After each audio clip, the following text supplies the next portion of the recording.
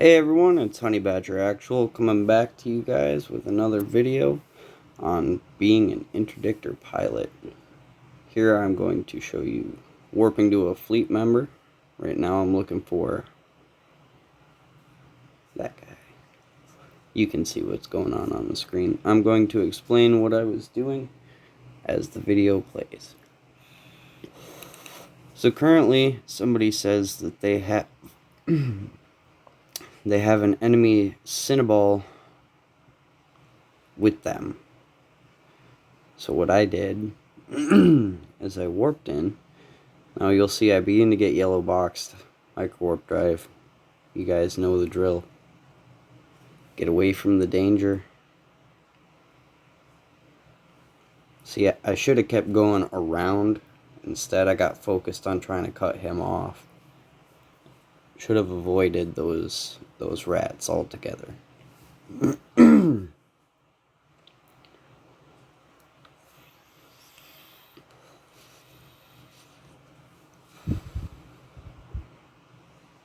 So, to explain a little bit of what's going on, there's 3 Cynabuns and an interdictor, a heavy interdictor, a Celestis, in this system. We kind of flash form a fleet real quick, kind of a Mod Podge throw together of everything that we could bring, anything we could bring.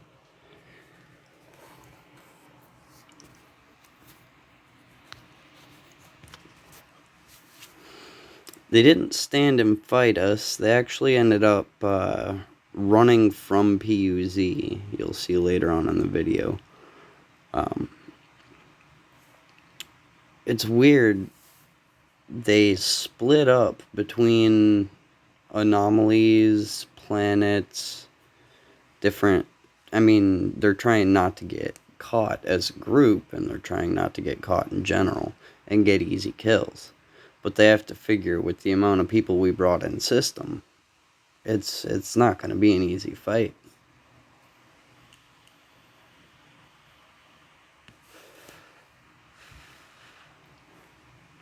You see in chat there, Bacchus says they're going 3.5k meters per second, which is actually very fast for a cruiser.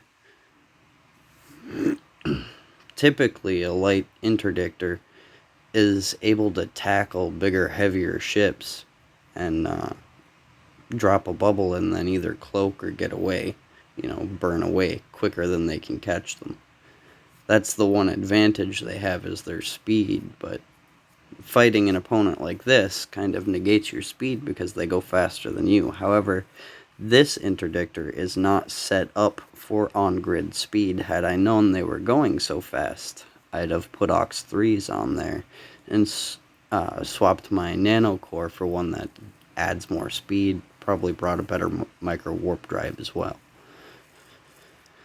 Mind you, you'll see later on in the series when you go to the Dictor Sacrifices, shouting out to my other small series I've been making about the death of an interdictor, you'll see I make a mistake.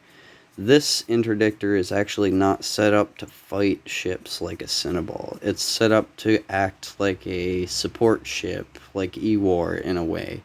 Your job is to bubble the gate, catch them, prevent them from landing where they want to. Like at the gate, to get through the gate. And then you'll use your E-War and your webs to kind of slow them down. But you want to stay out of their gun range.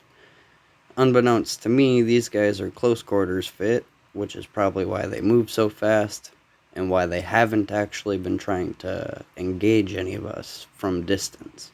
Which, it's a Cynnabun, that's kind of to be expected to some degree, I suppose. They're probably looking to warp into anomalies on solo ratters or small groups and wipe them out quickly at 0. And being quick enough to tackle them in the anomaly if they can. Oh. Pardon me, holy crap. Well, I do everything in one take, so that's not getting edited out. I say I do everything in one take, not like it's, because I'm so good at video editing, it's because I'm fucking lazy and I'm doing this as a hobby. I don't want to have to record this twice just because I yawned. Anyway, like I was saying, this is an E-War ship, so really what I should be doing is trying to stay outside of his guns range and activate my tracking disruptors, or not his guns range, sorry. I'm trying to stay outside of his web and scram range and keep my tracking disruptors on him, so that the longer range ships and the faster ships that actually are meant for close quarters, unlike this build, can get close to him and do their thing. You'll see as the Garmer goes in, I like, oh yeah, I should probably put the tracking disruptor on him. But then he warps away.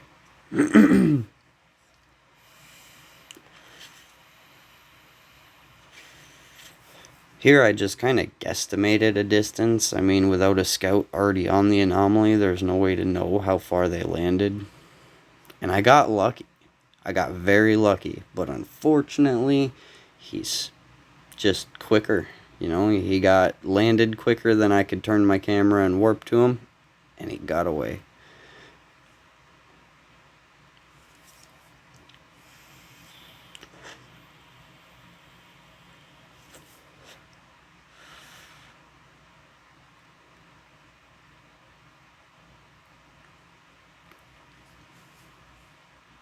You see Capped Out come into the chat. Shout out to Capped Out. He's going to be featured in the Dictor's kills here later on. Technically, Womp Womp gets the kill. You'll see Womp Womp in chat here later. But it was actually Capped Out that secured the first kill of this video.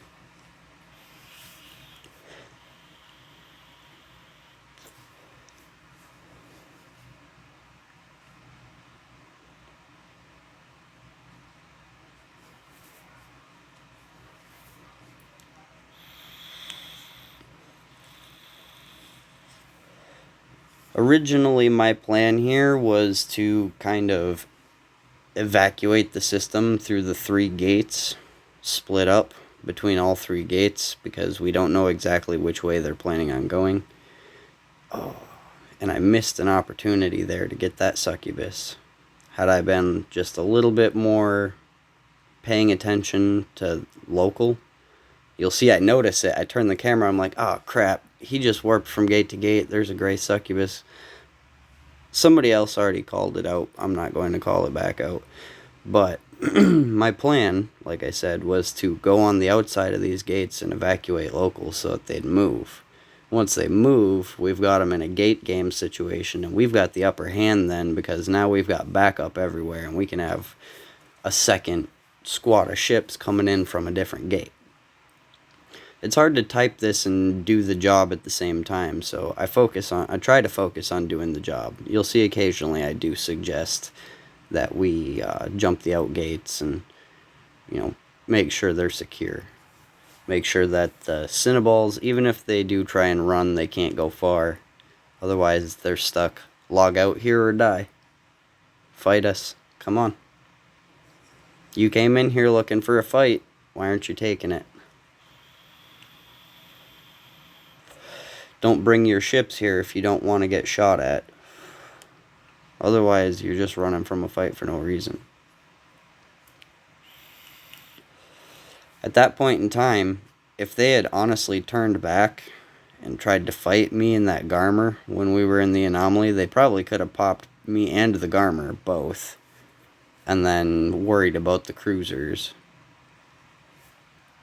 I'm going to skip ahead a little bit, because most of this is just flying around. Alright, so here we're coming to it. You'll see later on in chat that, you know, they got actual engagement, and so I asked where they're going. They jumped into P7UZ, TAC T. So I make my way there because I know they've got split up. There's 2 here and 1 there. I go to the gate. I'm initially thinking, okay, they're going to be waiting at the gate, but they're not. However, they're probably in warp right behind me. So I jump the gate, knowing they're probably right behind me. They're probably going to be following me into the system to come back up their buddy. I don't want to stick around at this gate. So I picked one of my fleet mates who is in system, that I know is in system, who is engaged or might be engaged. And I try and find him in the squad, and I warp to him.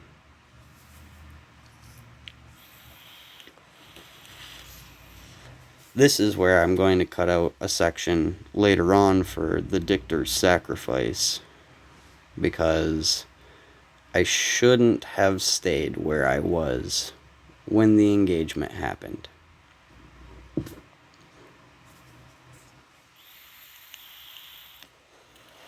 Remember your role. You are an interdictor first and a fighter very last. Your job is to be fast and to drop bubbles in smart places. Sometimes your job is to be E-War. That's your second job. But your first job is bubbles. And I should not, repeat, should not have gotten close to this guy.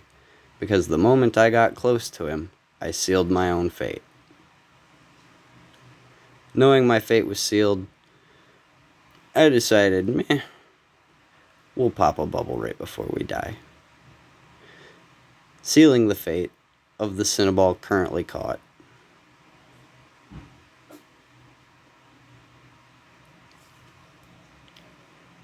Here we have the part that I'm going to cut out for the shout out for the Dictor's kills. Capped out, keeping this guy locked right down. There's nothing they can do to save their buddy. Cap out Celestis has enough tank to go toe to toe with them currently, and because Womp Womp's raining hellfire on him from a distance, the longer he sticks around here, the more punishing it's going to be.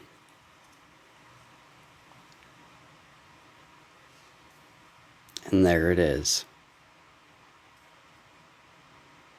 Good fight.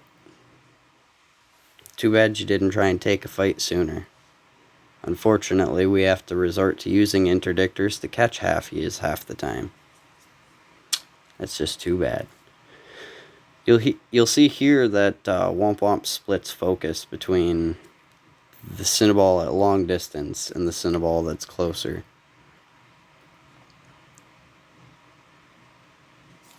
In all honesty, what they should have done is warp to the other gate.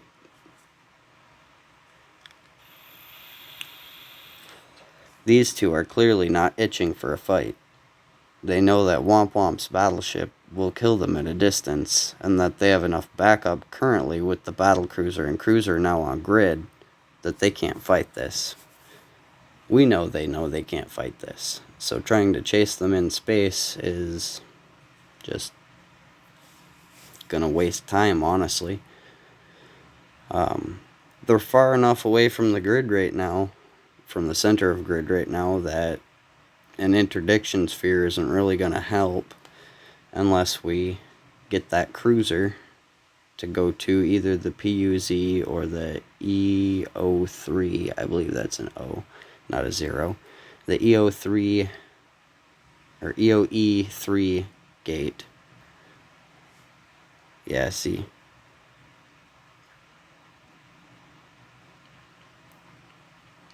I shouldn't have burned into him. Remember this, light interdictor pilots. Only burn into your target if you know for a fact it's a target you can kill. A light interdictor against a Cynnaball is not a winning fight.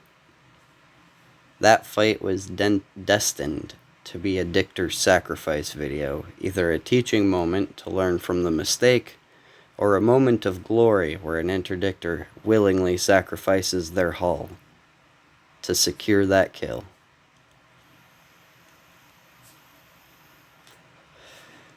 But there's no need for needless waste. That's why we call it needless waste. And that is exactly what this death was.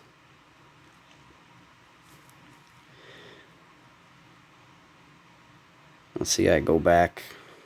I'm going to try and grab another interdictor, but it doesn't really work out. It ends up being a waste of time. They run, and run back and run again, and we never actually managed to keep the fleet together long enough to catch them. So we end up kind of seeing it as a win just because the kill males, ooh, despite the cost of my ship, they honestly made it worth it. Although, to be fair, they did manage to get a logistics battlecruiser earlier in the afternoon, which is what prompted the forming of this fleet in the first place. I'm going to stay on the video long enough to compare the kill mail to my death mail, and then we'll call that the end of the video.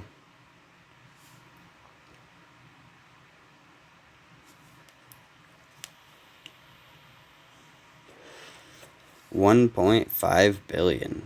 Not bad. Not bad at all. You'll see I didn't do much for damage, but he had an alright fit. Mostly warp core optimizers. Trying to not get caught. He'd have probably won that fight altogether if he'd have fit something for speed and damage. Done something other than, running. Having my fit using all Mark 5, Mark 9, Mark 7 low tier stuff. I mean, I honestly could put this in the Dictor's sacrifice for securing a kill, but I feel it's fair to give Cap out credit where credit's due, because if it wasn't for his large bubble, I'd have gone down and those guys would have never stuck around long enough to fight it out or die. So, credit where credit's due. This has been another Honey Badger production. I hope you guys have enjoyed the video. Please like and subscribe to the channel. Help me enjoy my hobby with you guys and learn a little bit from the deaths of myself and my compatriots and our victories as well.